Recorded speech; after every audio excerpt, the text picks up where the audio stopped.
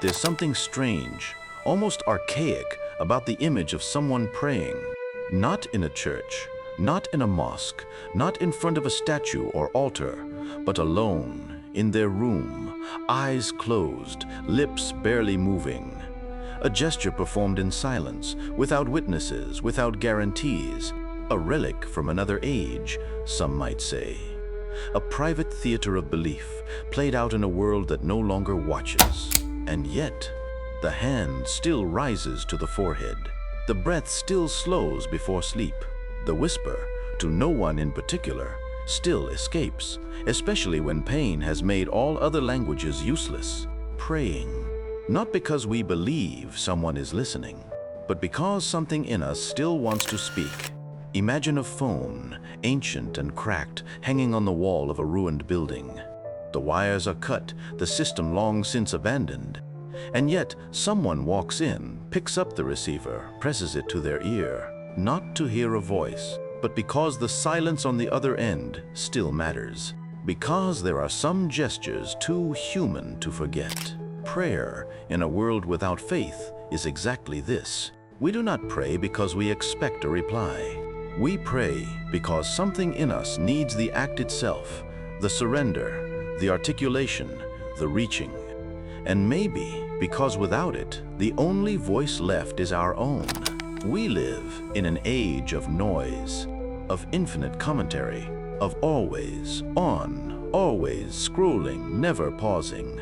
An age where silence is rare, awkward, sometimes even feared. An age where belief has become synonymous with naivety, and where truth is whatever screams the loudest. In that world, prayer becomes subversive. To pray is to pause, to admit dependence, to expose vulnerability. It is a voluntary deconstruction of the ego, a slow peeling back of the noise that encases the self. It's not about gods, not always, not only. Sometimes it's just about remembering that you're not the center of the world. Sometimes it's about remembering you are, and that even that hurts. Of course, it sounds foolish. What does it mean to pray without belief?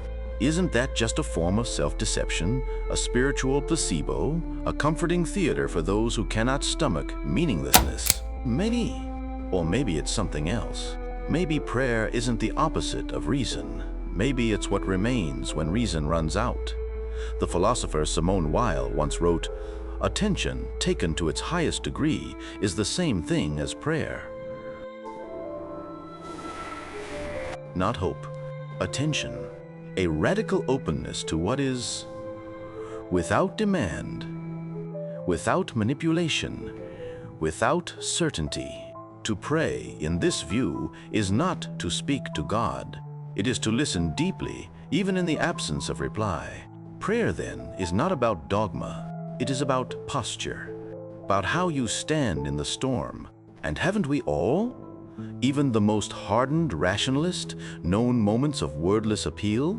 In a hospital waiting room, in a phone call that doesn't come, in the ache of an ordinary day that feels impossibly heavy.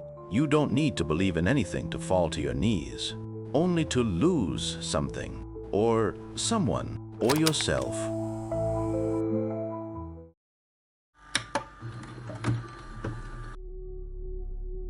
There is a silence in modern life that few notice, because it's not the kind of silence that follows a sound. It's not the hush after an argument, nor the pause before music begins. It is the absence of a certain kind of voice. The voice of someone kneeling in the dark, not to plead or beg, but simply to stay in conversation with what they cannot see. We don't hear that voice much anymore. Not because it has been silenced, but because we've stopped listening for it. Because the language it speaks is no longer taught, no longer valued, no longer translated into the metrics of progress or utility. And yet, something lingers. If you close your eyes, you might still feel it. Not as a belief, not as a commandment, but as a residue. Like the ghost of incense in an abandoned chapel. Like the muscle memory of kneeling, even when your knees have forgotten why. In every culture, every time, every landscape, there has been prayer. Not always to a god, sometimes to spirits, ancestors, nature, the void. The direction changes, the vocabulary shifts, but the gesture remains, a turning outward or inward towards something greater, stranger, or simply other. Prayer is not just what religious people do. It is what human beings have always done when confronted with the unbearable. A child lost, a harvest failed, a war beginning, or worse, nothing happening at all. The slow erosion of meaning, the dull ache of repetition, the silence that answers no question, the routine that gives back no joy. In those moments, some turn to a god, others turn to poetry or to death.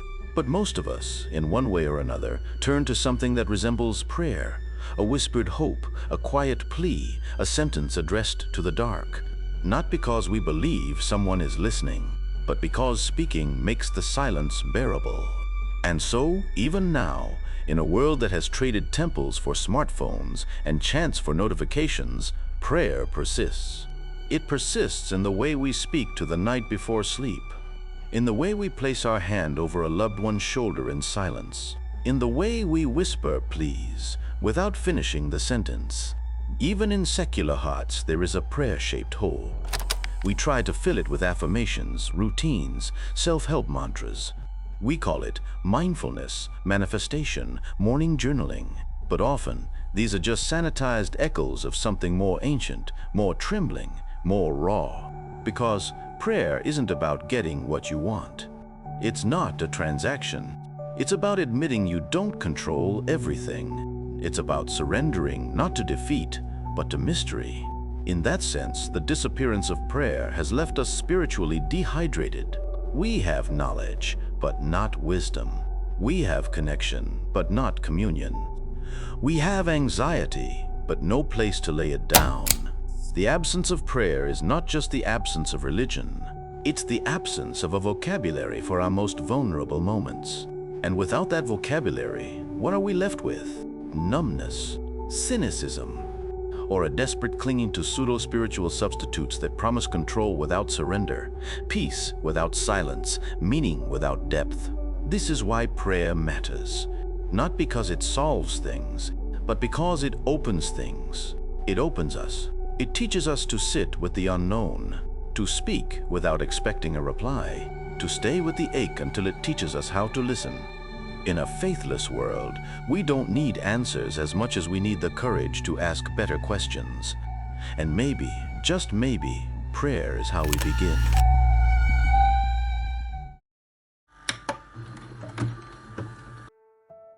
Let's imagine something uncomfortable. A person who prays but doesn't believe. Not in the traditional sense. Not in angels. Not in miracles. Not even in a God who listens. This person folds their hands, lowers their head, and speaks into the quiet. Not out of devotion, but out of necessity. Is this hypocrisy? Or is it something more honest than most believers dare admit? To pray without belief is to embrace paradox. It is to speak into silence with no promise of reply. It is to make yourself vulnerable before a presence you do not name. It is to reach without knowing what you're reaching for. Albert Camus, in his meditation on the absurd, said that we must imagine Sisyphus happy, that even in the face of meaninglessness, we can rebel by choosing to care, that even in the face of meaninglessness, we can rebel by choosing to care. Maybe prayer is that rebellion. Maybe to kneel without faith is a way of saying, I still want to love what I do not understand. We live in a post-religious age, but we are not post-spiritual. Our thirst for transcendence has not disappeared. It has simply changed clothes. We seek it in music, in nature, in art, in psychedelics, in falling in love. But all of these, however powerful, are fleeting.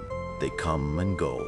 Prayer, on the other hand, is a practice, a returning, a slow carving out of space inside oneself where awe can enter, where silence isn't a void, but a presence. To pray without belief is to stop asking, is someone listening? And start asking, what does it do to me to speak this way? It's not about metaphysics. It's about the posture, the intention. The vulnerability. There is something radically vulnerable in prayer. It strips the ego of its illusions. It makes no sense in a world built on outcomes, efficiency, performance. You don't win at prayer. You don't optimize it. You can't prove its ROI. But you can be changed by it.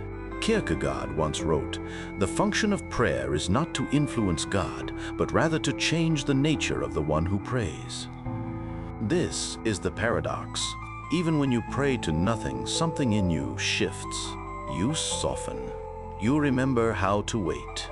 You begin to see yourself not as a self-contained machine of will and productivity, but as a being shaped by longing, by silence, by surrender. And that shift, subtle, slow, sacred, is how meaning begins to return. It's the opposite of cynicism. It's the refusal to laugh at longing. It's the decision to take your interior life seriously, even if the world won't. And in a time where everything demands proof, performance, and profit, praying without belief is almost subversive. It is a way of reclaiming interiority, of remembering that some things are worth doing even if no one is watching, even if nothing happens, even if the silence stretches on. Maybe especially then. Because the act of praying itself, this small, useless human gesture, is a quiet rebellion against the narrative that says only the visible is real, only the measurable matters. To pray without belief is to say, I still want to mean something. I still want to ask, even if I never get an answer. I still want to kneel, even if nothing changes. And in that kneeling, in that humble, trembling silence, perhaps something begins. Not a revelation, not a miracle, just a shift, a breath, a space where you remember that you are not just mind and function, but mystery too.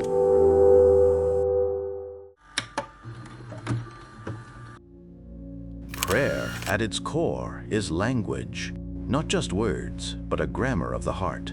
And like any language, if you don't use it, you lose it. For centuries, people learned this language from the cradle. It was passed down through lullabies and rituals, repeated in moments of crisis and celebration. It lived in the rhythm of chants, in the quiet of candlelight, in the stories we told about what lies beyond. But in our age of reason, we've traded that language for the dialect of certainty. We speak in metrics and data, in goals and gains. We know how to present, to argue, to convince, but not how to surrender, not how to cry out. And so we are left with a strange hunger, a deep, wordless ache we don't know how to name. We feel it in hospitals when a diagnosis arrives, in funerals when the earth swallows the one we loved, in moments of joy too immense for logic, when a child is born, when music moves us to tears, when we fall to our knees for no reason we can explain. These are prayer moments, and often we don't know what to do with them because we've forgotten the words, or because we've been told that using them would be childish, irrational. But the truth is, we need those words, not because they are magic, but because they let us breathe in a different register. They allow the soul to speak. Words like grace, mercy, redemption, blessing. Words that are messy and layered, that resist easy definition. They are not just theological. They are emotional, poetic, human. Without them, how do we name the experience of being forgiven? Or the strange peace that follows grief? Or the way beauty can make us ache with longing?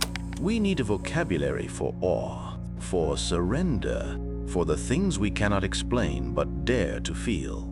And prayer gives us that, not always in words, sometimes in gesture, in stillness, in song, but always with intent. It gives us permission to speak from the softest part of ourselves. In a world that prizes the sharp, the loud, the clever, that's radical.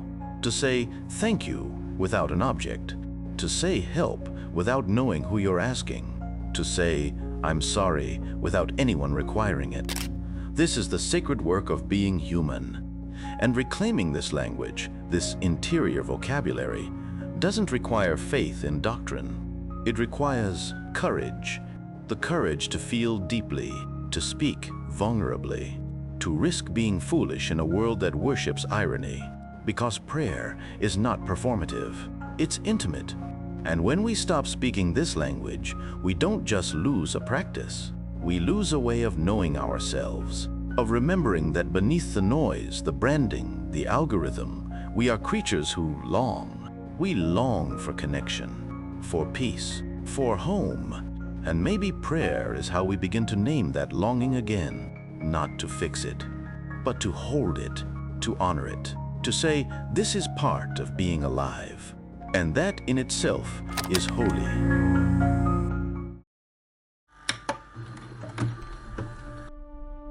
Let's say you start, not with conviction, not with certainty, but with a quiet whisper. Maybe it's not even a prayer in the traditional sense, just a thought you send into the dark, a breath held a second longer than usual, a word mouthed more than spoken. Something small, something trembling, but it's a start. You don't believe in heaven. You don't expect miracles. You don't even know who, if anyone, is on the other side of this gesture. But still, you do it. Why? Because something in you wants to reach. Not for answers, but for contact. Not for magic, but for meaning. Not to be rescued, but to be seen, even if only by yourself. At first, nothing happens. Of course, nothing happens. There's no lightning bolt, no divine warmth, just the usual silence, the steady hum of your own thoughts. But then, something subtle shifts, not in the world, but in you. You begin to notice. Noticing becomes a kind of seeing. The trees outside your window are no longer just background. They become presence. The ache in your chest becomes less like a flaw and more like a doorway. Even your loneliness starts to hum with a strange kind of clarity. Prayer doesn't fix, it reveals. It reveals where your longing lives, where your pain hides, where your deepest hopes have curled up, half asleep, waiting for permission to speak. And the more you pray, not with eloquence, but with honesty, the more the world seems to respond. Not because it changes, but because you've changed how you meet it. You begin to carry yourself differently, less as a problem to be solved, more as a question to be lived. You become gentler with your own doubts. You stop demanding that every ache makes sense. You learn to sit with the not knowing, to cradle your questions like fragile birds, not force them into answers.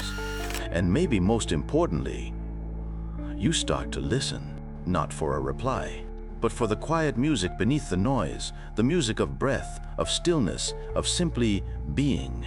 In time, this becomes a kind of sanctuary, not a place, but a posture, a daily return to your own trembling center. You don't need candles or mantras or sacred texts, just a willingness to pause, to speak, to listen, and slowly something grows. Not certainty, but trust. Not in a God, perhaps, but in the value of attention, the dignity of longing, the beauty of stillness.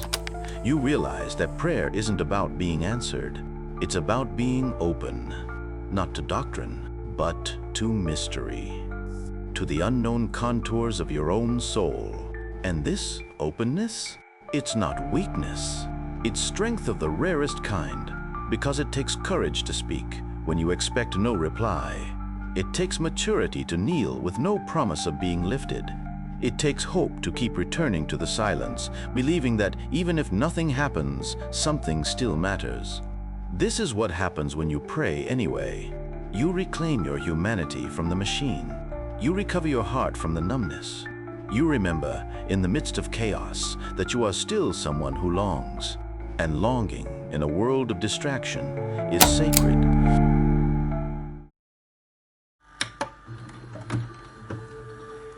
So no, this video won't tell you to believe in God. It won't hand you a dogma or a rule book.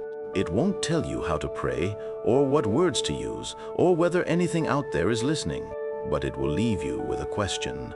What happens when you let yourself speak to the silence? Not because you're supposed to, not because you're certain, but because somewhere in you, there's a voice that wants to try. Maybe it starts tonight. A single sentence, spoken softly, a hand over your chest, a breath in the dark. It doesn't have to be profound. It doesn't have to be beautiful. It just has to be yours. Because in a world where everything is measured, monetized, and performed, choosing to pray, even clumsily, even faithlessly, is a return to something real. A space where you're allowed to be unfinished. A moment where you don't have to have the answers. Just a voice, and the courage to use it. Let's think together. Not forever, but just long enough to build something real.